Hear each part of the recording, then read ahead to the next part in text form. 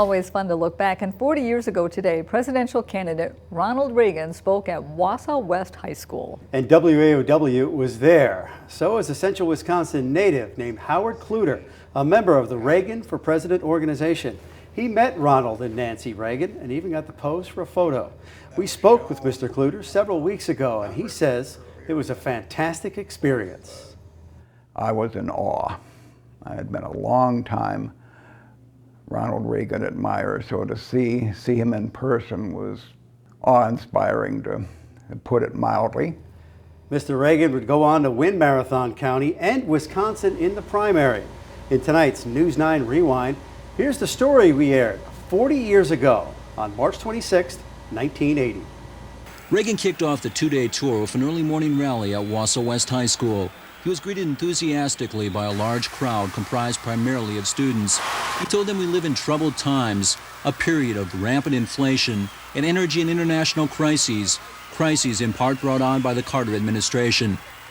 The simple truth is, inflation is not mysterious. It isn't a plague that comes on us from out of the sky.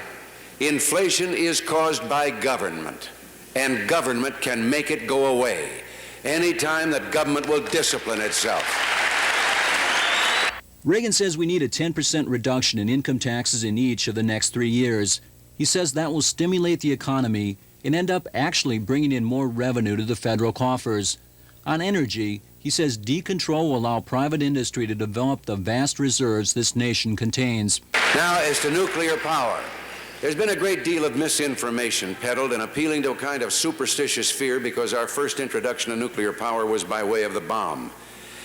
Actually, nuclear power offers us the greatest opportunity for the next 20 or 30 years to meet our energy demands, and we should go forward with it. After the West rally, it was back on the bus for a trip to Wapaka to address a large group at their courthouse square. En route, the former California governor told us what his first priority would be if elected. I have said repeatedly in the first 24 hours I would issue an executive order freezing the hiring of federal employees.